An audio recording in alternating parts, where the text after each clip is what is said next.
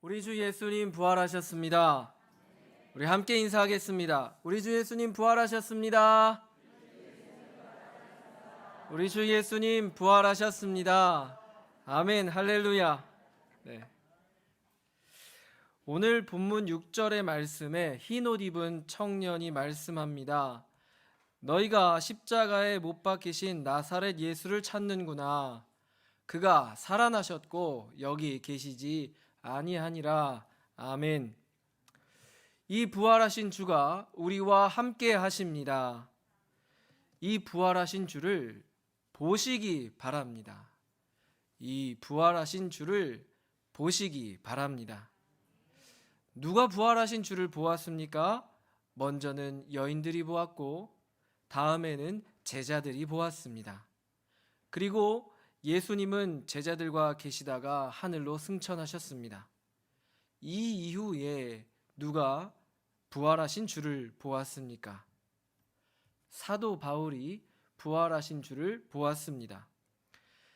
예수님을 만나기 전 사도 바울은 사울이라 불렸습니다. 예수의 도를 따르는 사람들을 잡아 다름질을 하던 길에 다메섹에 가까이 이르렀을 때 하늘로부터 빛이 그를 둘러 비추었습니다. 그리고 소리가 들렸습니다. 사울아, 사울아, 내가 어찌하여 나를 박해하느냐? 사울이 누구인지 묻자 다시 말씀하십니다. 나는 내가 박해하는 예수라. 사울은 부활하신 주를 만났습니다. 빛 가운데 주를 보았습니다. 부활하신 주는 빛이셨습니다. 사울은 그 빛에 눈이 멀었습니다. 사도행전 9장 8절에서 9절 말씀은 이렇게 말씀합니다.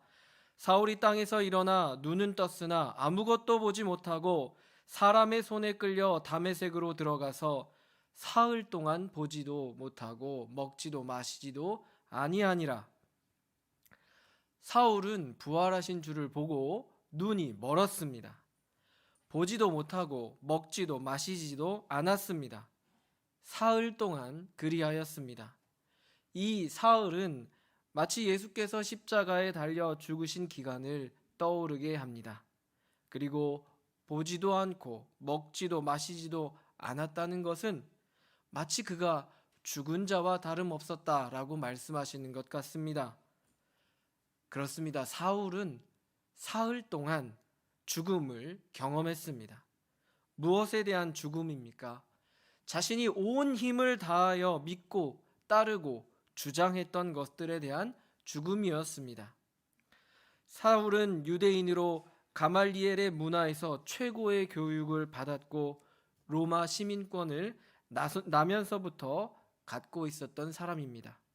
그는 자신이 가진 모든 것을 다해서 자기가 지향할 수 있는 최고의 삶을 살았습니다. 배경과 지식과 지위를 갖고 사회 종교적으로 엘리트의 삶을 살았습니다. 더구나 그의 삶은 허영이 아니었습니다. 진심으로 추구했고 그에겐 너무나도 가치 있는 것이었습니다. 자기가 사는 것이 본인의 자랑이었습니다. 그런데 부활하신 주를 보고 눈이 멀고 맙니다.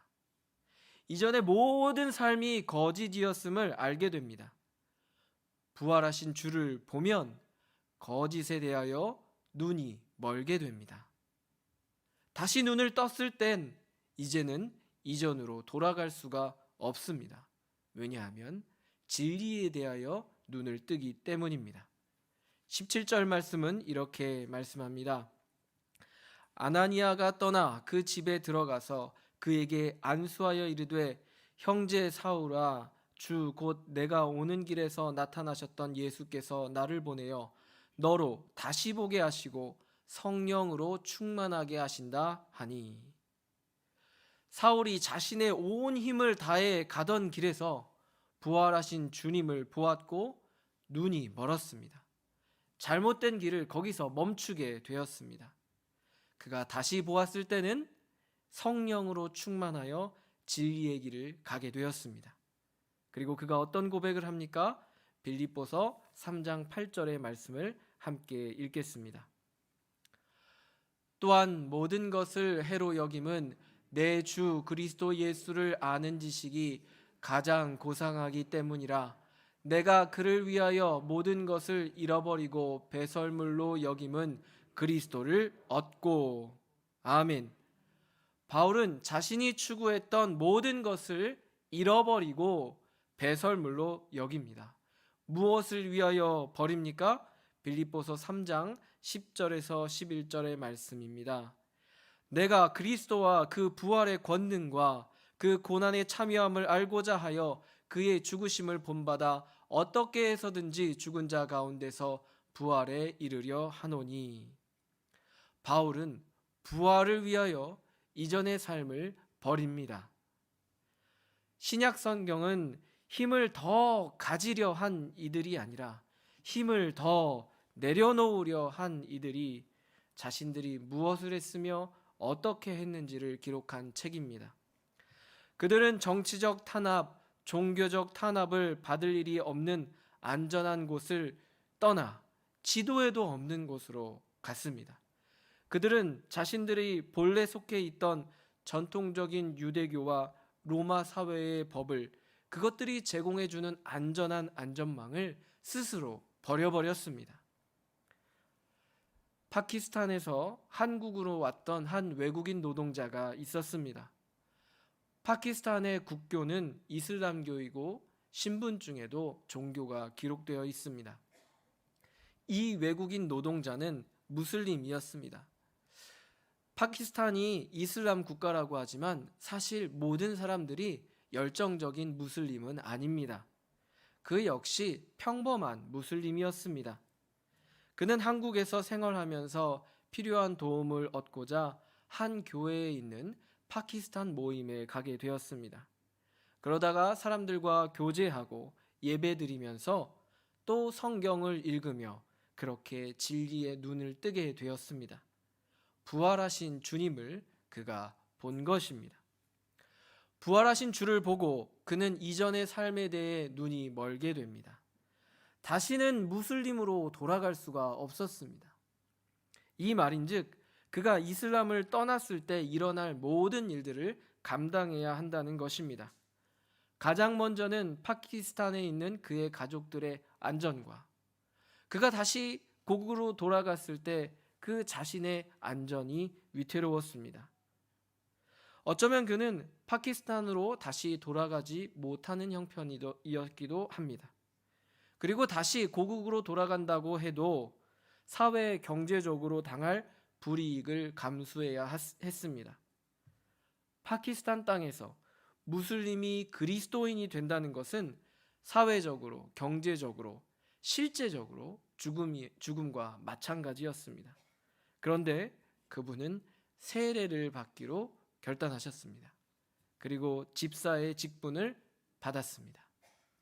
깊은 기도와 결단을 하여 한국에서 신학을 하고 목회자가 되었습니다.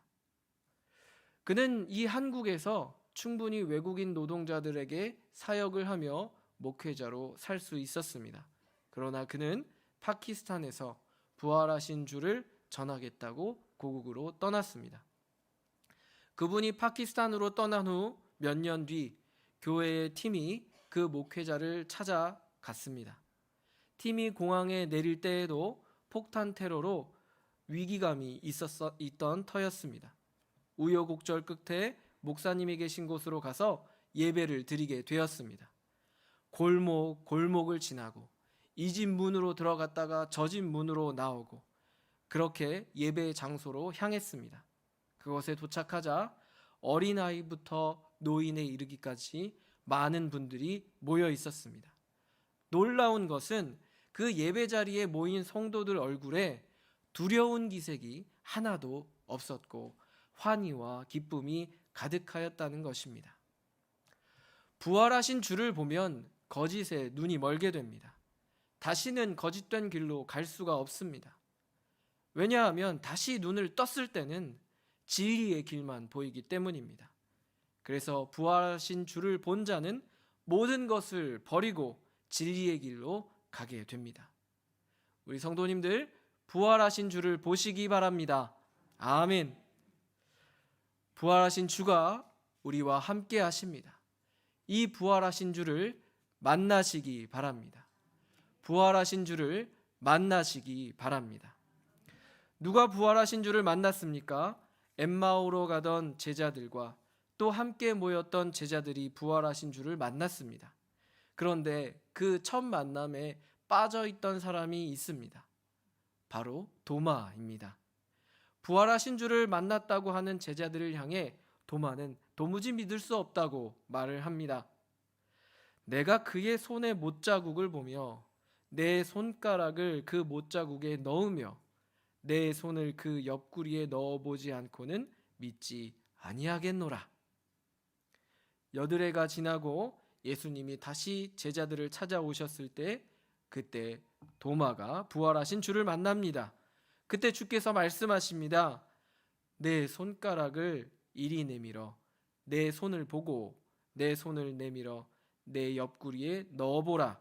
그리하여 믿음 없는 자가 되지 말고 믿는 자가 되라.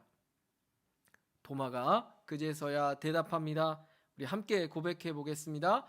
나의 주님이시요 나의 하나님이시이다. 아멘.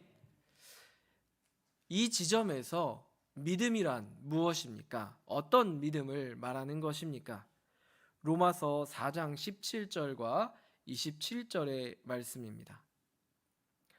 기록된 바 내가 너를 많은 민족의 조상으로 세웠다 하심과 같으니 그가 믿는 바 하나님은 죽은 자를 살리시며 없는 것을 있는 것으로 부르시는 이시니라.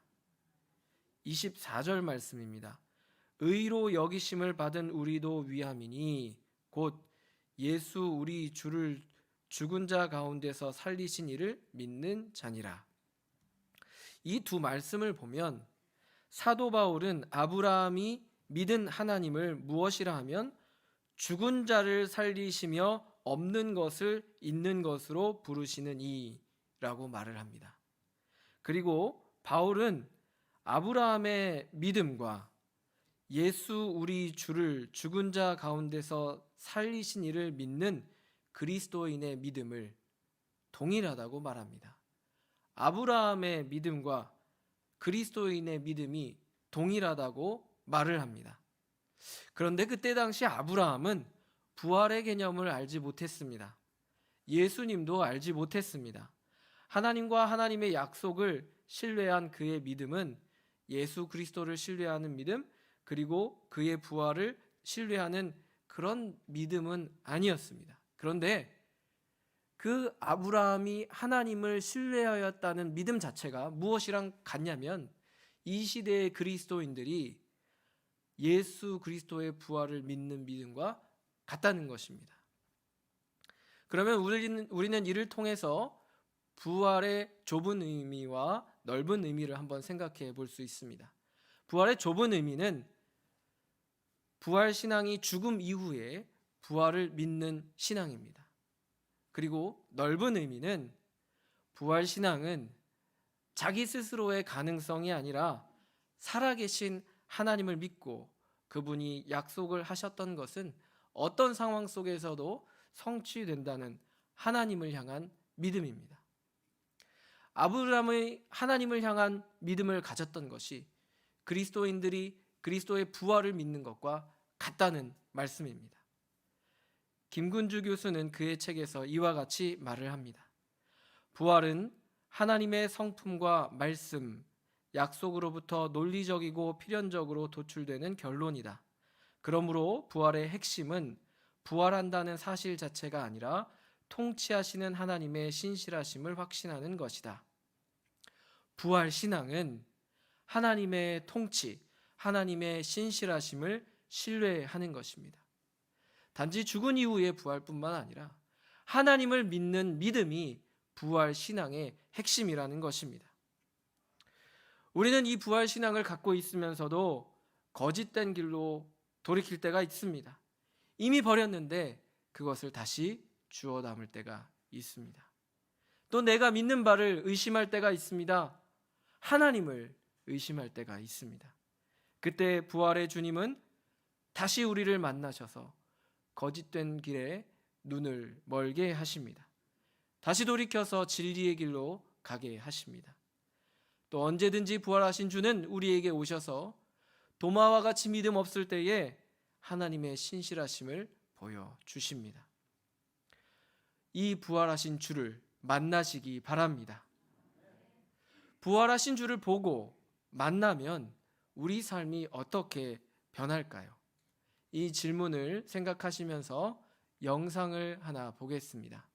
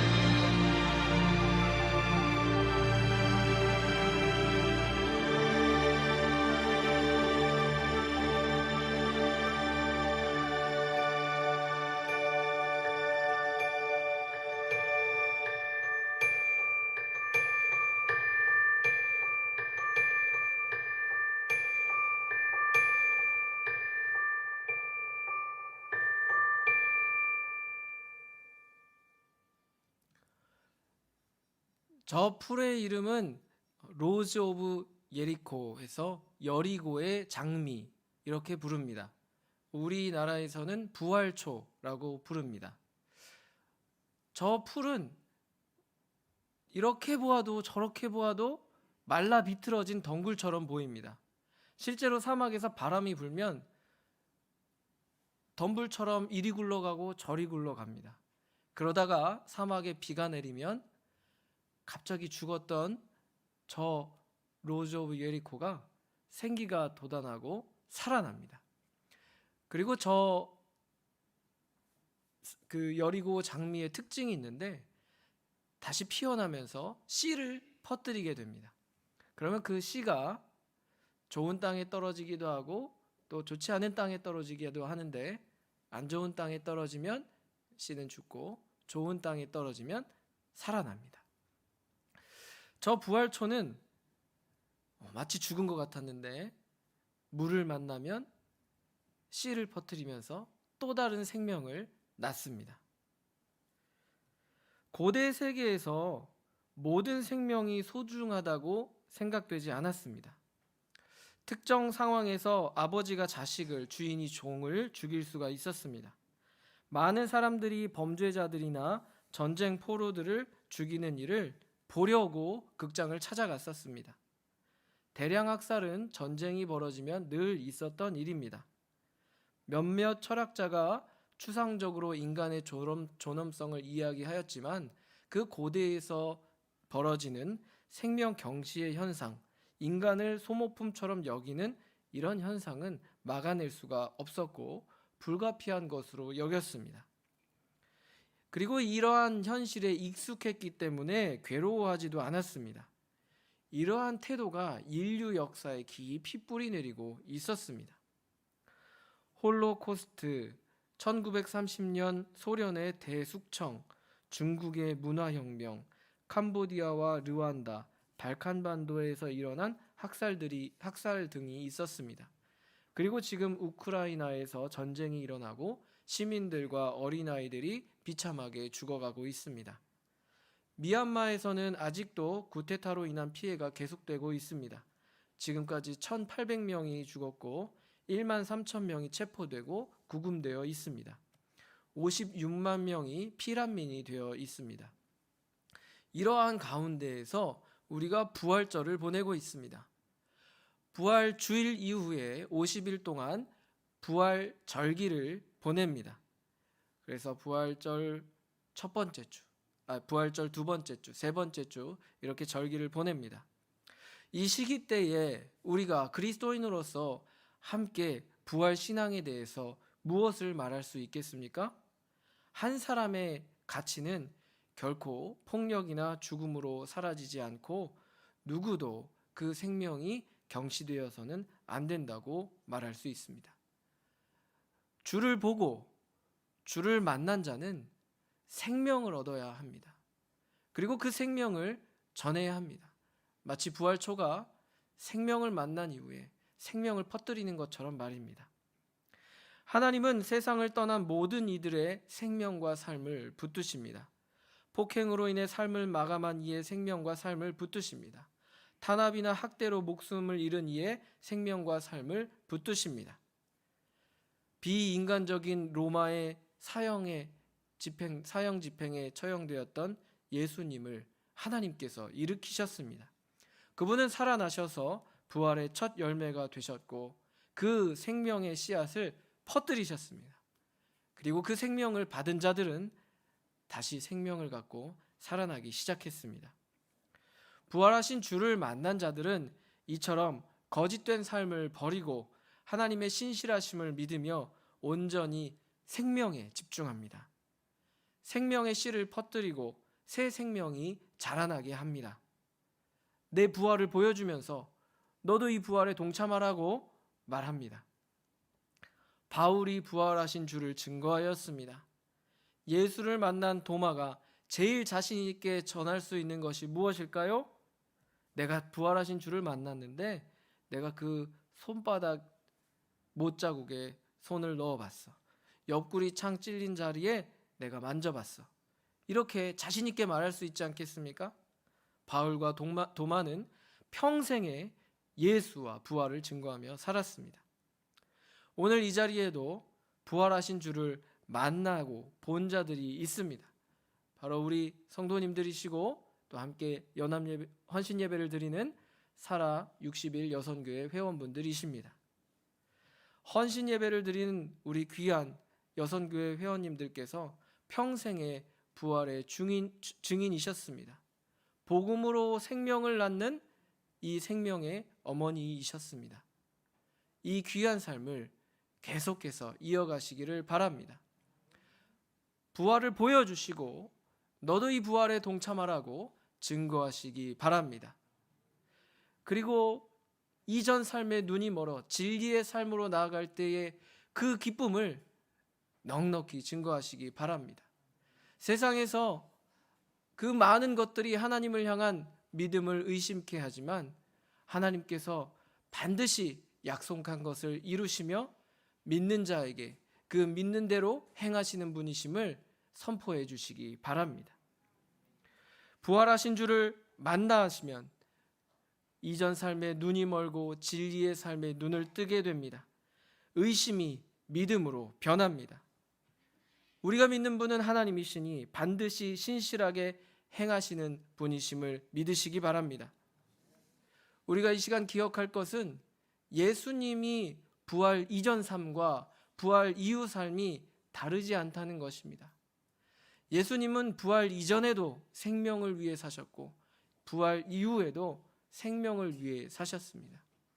예수님은 부활 이전에도 부활의 증인으로 사셨고 부활 이후에도 부활의 증인으로 사셨습니다.